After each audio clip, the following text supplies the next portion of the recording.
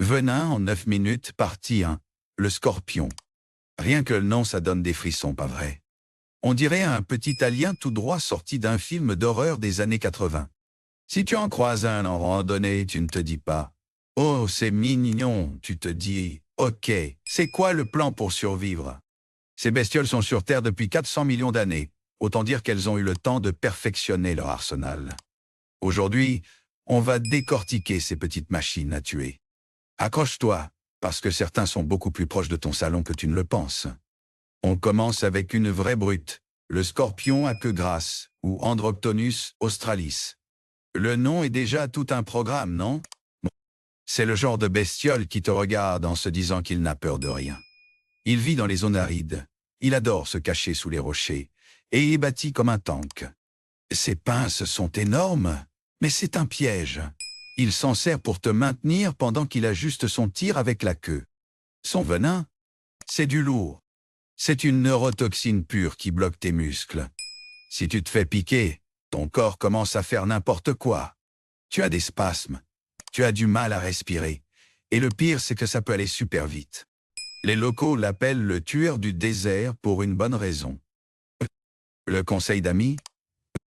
Si tu es dans le désert, ne retourne jamais une pierre à main nue sans regarder ce qu'il y a dessous. Ce n'est pas parce que c'est sec et vide qu'il n'y a pas un petit psychopathe qui t'attend. Il est robuste. Il survit à des températures qui feraient fondre ton téléphone. Et il attend juste que tu fasses un faux mouvement. Ensuite, on passe à un tout autre calibre.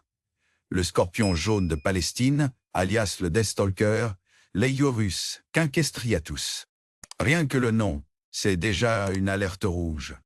Lui, c'est le petit format, le genre de scorpion jaune qui a l'air presque inoffensif. Mais ne te fie pas aux apparences, c'est une sacrée erreur. Contrairement au gros balèze de tout à l'heure, lui, il est rapide, nerveux, et il est capable de balancer une dose de venin qui te fait voir des étoiles en moins de 2. La douleur est légendaire.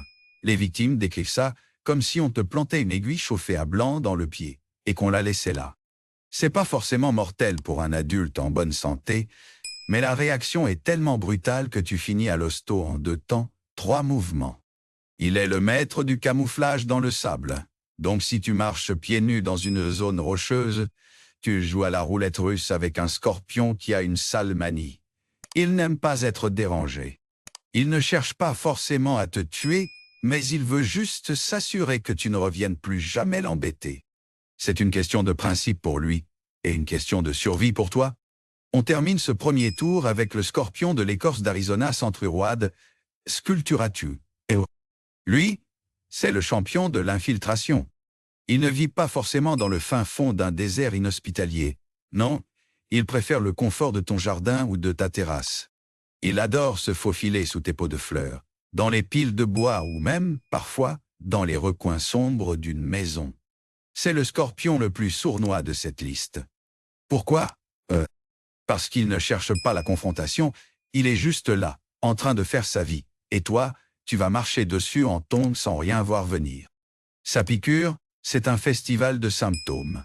Fourmillement, décharge électrique dans tout le corps, et une sensation de brûlure qui peut durer des heures. Contrairement aux autres, il est capable de grimper au mur, donc si tu pensais être en sécurité en hauteur, c'est raté. Il est petit, il est discret, et il est devenu le cauchemar des propriétaires de jardins en Arizona. C'est le genre de colocataire dont tu te passerais volontiers, surtout quand tu réalises qu'il est capable de survivre à des gelées nocturnes tout en restant actif. Alors, on a fait le tour des profils. Le tank du désert, le nerveux jaune et le squatteur de jardin. 3 approches différentes, 3 types de venin qui te gâchent ta journée, voire ta semaine. Mais, attention, on ne fait que gratter la surface. Il y a encore des spécimens qui méritent qu'on s'y attarde. Des monstres avec des pinces de la taille de ta main. Et un venin qui ferait passer cela pour des amateurs. On va voir ça tout de suite. On monte d'un cran en termes de brutalité. Changeons de décor. Quittons les jardins résidentiels et le sable fin pour plonger au cœur des forêts denses et humides. Ici, on ne joue plus dans la cour des petits. On entre dans le royaume des géants.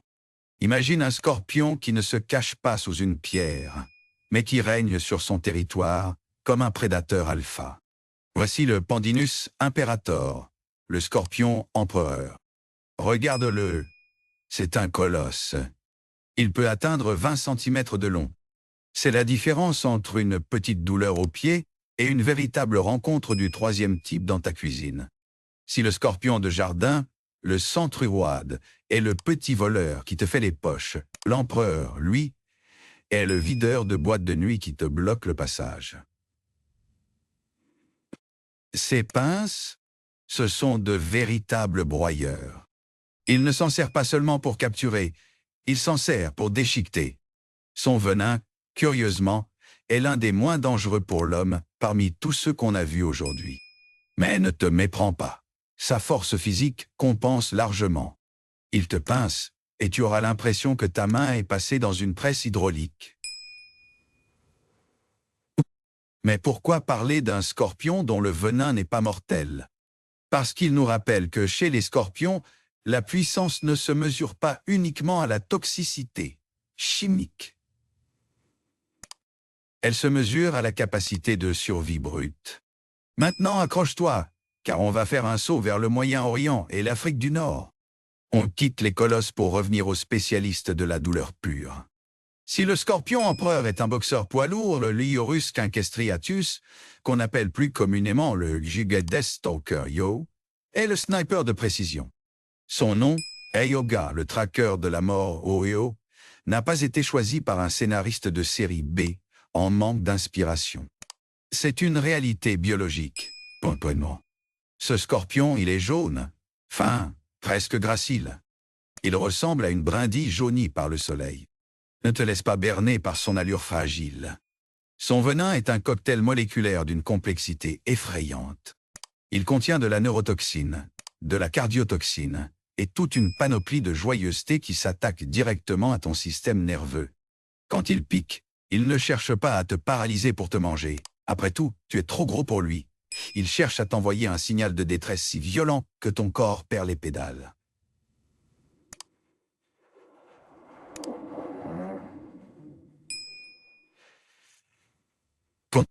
La sensation. Imagine un courant de haute tension qui remonte le long de ton bras, combiné à une réaction inflammatoire si rapide que tu as l'impression que tes veines vont éclater. Le problème, c'est que le Deathstalker n'est pas timide. Il est extrêmement réactif, nerveux, et il ne supporte pas d'être dérangé. Contrairement au scorpion de jardin qui essaie de se faire discret, lui, il adopte une posture de combat dès qu'une vibration approche. Il relève sa queue, la fait frétiller et te montre qu'il est prêt à envoyer la décharge. C'est un pur produit de l'évolution. Un organisme qui a optimisé la douleur pour dissuader n'importe quel prédateur, même le plus imposant. Si tu croises un Deathstalker, le conseil est simple, ne bouge pas. Mais vraiment, ne bouge pas du tout. Parce que chaque mouvement est interprété comme une agression. Mais attends, est-ce qu'on peut vraiment parler de scorpion sans mentionner le maître des sables, le Androctonus australis? On l'appelle le Yaba tueur d'hommes. Hey. Son nom scientifique veut littéralement dire Agad tueur d'hommes du sud. Point. Tout est dit. Ce spécimen-là, il ne plaisante pas avec la biologie. Il habite les dunes, les déserts rocailleux. Il est le maître incontesté de l'économie d'énergie.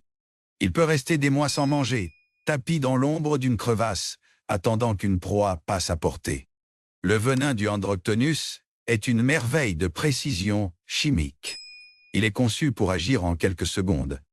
Il bloque les canaux ioniques de tes cellules, empêchant ton système nerveux de fonctionner normalement. Point. Résultat, une défaillance respiratoire, un choc anaphylactique. Et si tu n'es pas pris en charge rapidement, c'est la fin du voyage. Ce qui est fascinant, c'est que ce scorpion a développé une résistance incroyable aux conditions extrêmes. Il supporte des variations de température qui tueraient n'importe quel autre invertébré. C'est un survivant ultime. Regarde comment il se déplace, avec une lenteur calculée, presque hypnotique. Il sait qu'il est le prédateur le plus craint. Il n'a pas besoin de courir. Il sait que son arme est imparable. Ce qui rend ces créatures si terrifiantes, ce n'est pas seulement leur venin, c'est cette aura de sérénité meurtrière. Ils ne sont pas cruels, ne sont pas malfaisants. Ils sont simplement des machines à tuer parfaitement adaptées à un environnement hostile. Nous, les humains, nous sommes des intrus dans leur monde. On arrive avec nos chaussures, notre curiosité mal placée, et on se retrouve face à des millions d'années d'évolution qui ont abouti à une arme biologique sophistiquée. D'ailleurs, parlons un peu de cette aiguë arme, Yo. Le venin de scorpion n'est pas une substance unique. C'est une bibliothèque de protéines. Chaque espèce a sa propre recette. Certains venins sont faits pour détruire les tissus, d'autres pour stopper le cœur, d'autres encore pour provoquer des convulsions. Les scientifiques étudient ces venins de très près. Pourquoi? Parce que ce qui est capable de te tuer en 10 minutes est aussi potentiellement capable de guérir certaines maladies. Certaines toxines de scorpion sont aujourd'hui testées pour traiter des tumeurs cérébrales ou des maladies auto-immunes. C'est l'ironie suprême. La créature qui a fait frissonner l'humanité depuis la nuit des temps pourrait bien être la clé de notre salut médical. Mais revenons à notre réalité. On a parcouru le monde, des jardins d'Arizona au désert brûlant du Sahara, en passant par les forêts tropicales. On a vu le scorpion discret, le scorpion de combat, le géant et le sniper. Ils ont tous un point commun. Ils méritent notre respect. Beaucoup de gens pensent qu'il faut écraser tout ce qui rampe, tout ce qui a des pinces et une queue. C'est une erreur. Si tu en trouves un dans ta maison, ne cherche pas l'affrontement, point. Utilise un récipient, un morceau de carton, et déplace-le. Ils ne sont pas là pour t'attaquer. Ils sont là pour remplir leur rôle dans l'écosystème, contrôler les populations d'insectes, éviter la prolifération de nuisibles et maintenir l'équilibre. En fin de compte, le danger que représente le scorpion est souvent le résultat d'une mauvaise rencontre. C'est la main qui se pose sans regarder, le pied nu qui explore une zone sombre, l'enfant qui joue là où il ne faut pas. Le scorpion, lui, ne fait que se défendre. Sa piqûre est son ultime recours, celui qu'il utilise quand il n'a plus d'autre choix que de faire usage de sa puissance chimique.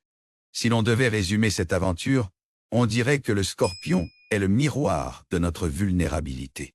Il nous rappelle que malgré toute notre technologie, nos villes de béton et nos climatisations, nous restons des organismes biologiques sensibles. Une petite créature de quelques centimètres peut nous mettre à genoux en un instant. C'est une leçon d'humilité, gravée dans l'exosquelette de ces animaux fascinants. Alors, la prochaine fois que tu te promèneras dans un environnement où ces petits guerriers sont présents, garde l'œil ouvert. Pas par peur, mais par curiosité.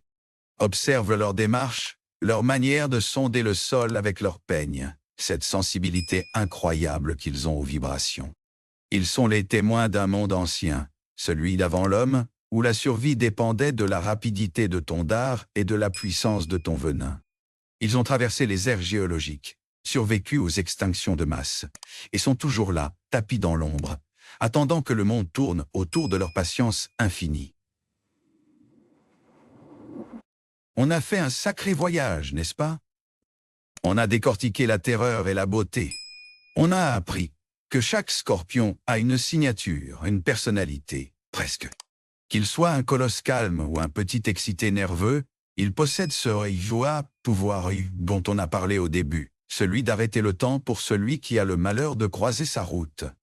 Et c'est peut-être là, finalement, la véritable puissance de leur venin.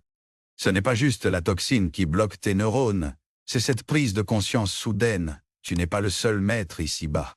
Il y a des ombres qui rampent, des pinces qui attendent, et un monde sauvage qui continue de prospérer juste sous tes pieds. La prochaine fois que tu verras une ombre bouger sous un pot de fleurs ou une pierre, souviens-toi de tout ce qu'on a vu. Souviens-toi du Deathstalker, du champion de l'infiltration et du tank du désert. Respire un grand coup, recule doucement et laisse-les tranquilles. Ils ont leur vie, ils ont leur venin, et surtout, ils ont leur place. Et après tout, c'est cette diversité, cette dangerosité même, qui rend notre planète si fascinante. Si tout était inoffensif, si tout était prévisible, ce serait bien ennuyeux, ne trouvez-vous pas? Alors, respectez le scorpion, admirez son architecture biologique, Mais gardez vos distances. Parce que, comme on l'a vu, la puissance de son venin ne fait pas de distinction entre un prédateur et un touriste curieux.